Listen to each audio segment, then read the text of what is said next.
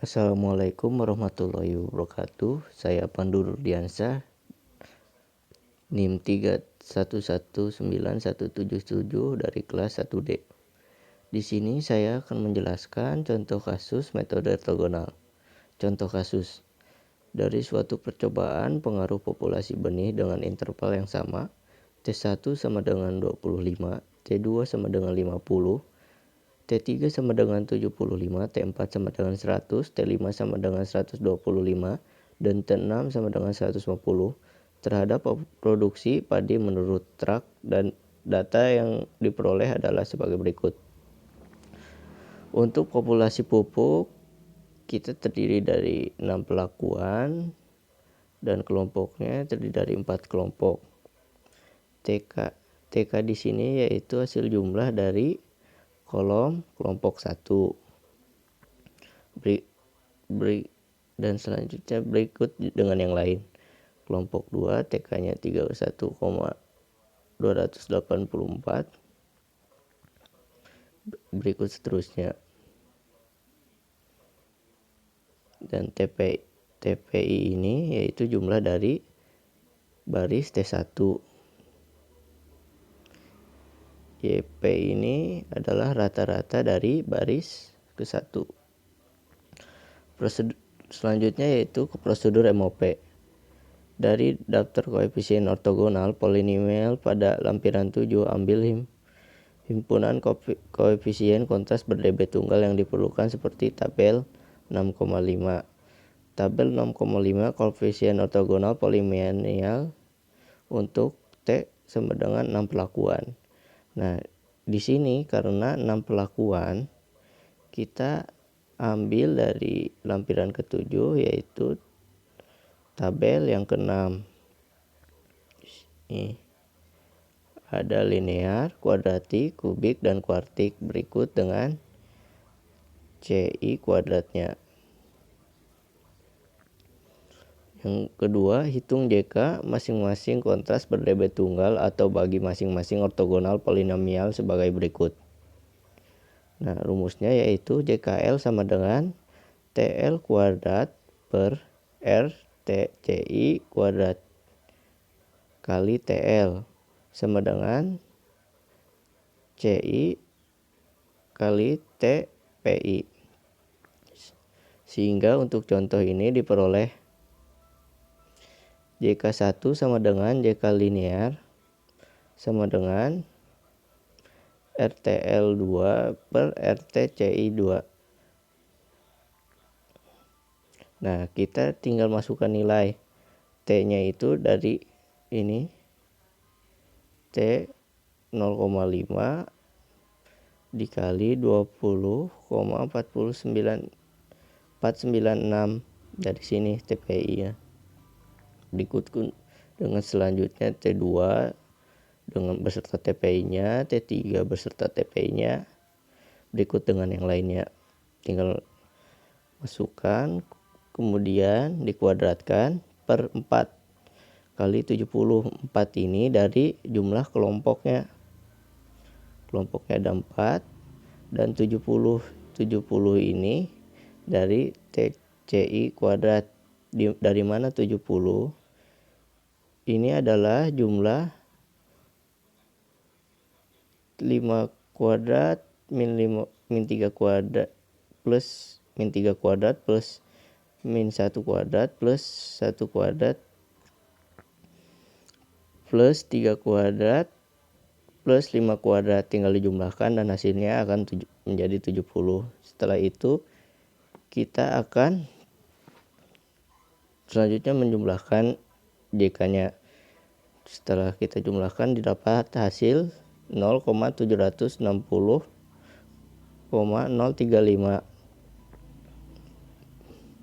Berikut dengan hasil yang lainnya menggunakan metode yang sama juga. Tinggal kita ubah dari T-nya dan beserta TCI-nya, TCI kuadratnya. Selanjutnya langkah ketiga yaitu uji F. Oleh karena semua kontras di atas ber-dB tunggal, maka F dihitung sebagai berikut. F sama dengan JKL per KT galat. Selanjutnya kita menghitung F1 sama dengan JK1 per KTG. JK1 udah kita ketahui 0,760,0,35 per 110,558. Ini dari mana? Ini dari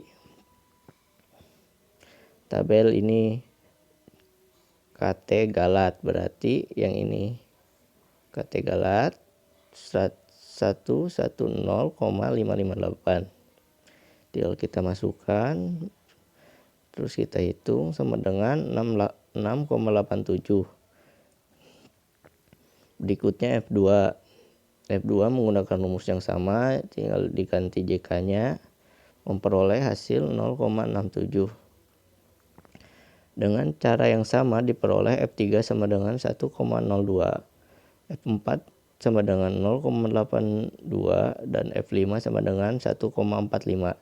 Jika nilai-nilai F ini dibandingkan dengan F 0,05 sama dengan 4,54 dan F 0,01 sama dengan 8,68, maka hanya F1 yang lebih besar dari F 0,05.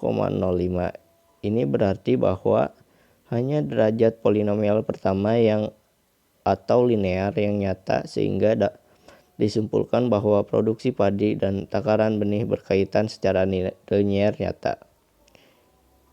Langkah yang keempat yaitu hitung JK sisa atau residual yang merangkum polinomial yang minimal berderajat 2 tingkat di atas derajat polinomial yang nyata. Untuk contoh yang di atas, JK sisa terdiri dari JK sisanya yaitu JK3 sampai JK5.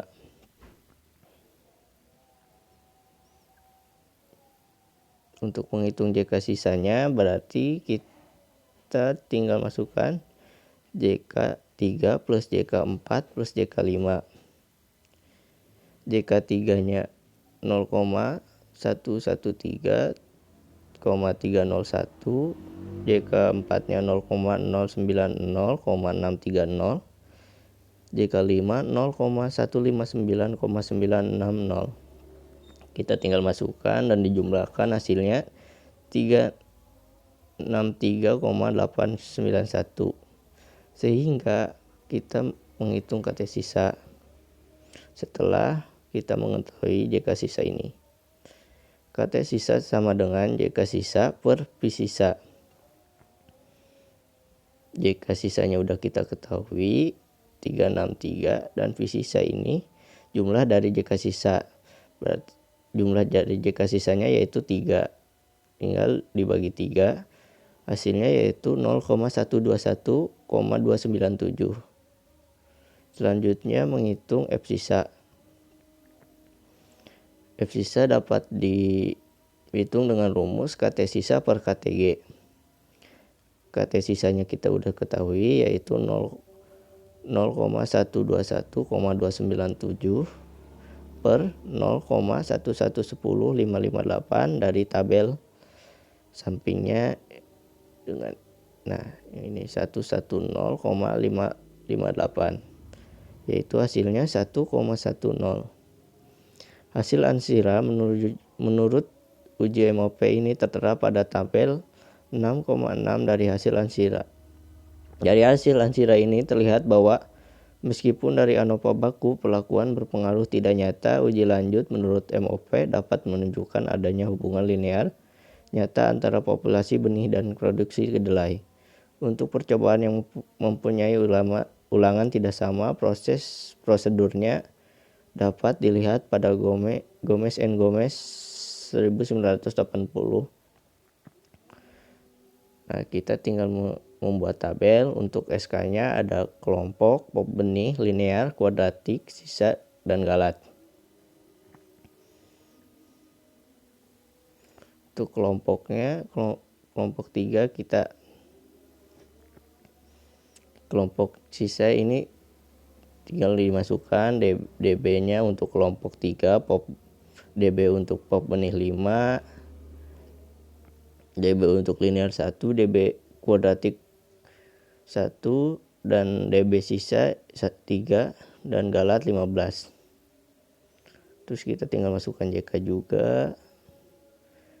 Nah, selanjutnya yaitu KT. KT ini dari mana? KT ini adalah hasil dari JK per DB. Misalnya KT baris pertama. Baris pertama ini dari JK baris pertama dibagi DB baris pertama. Dan hasilnya adalah ini.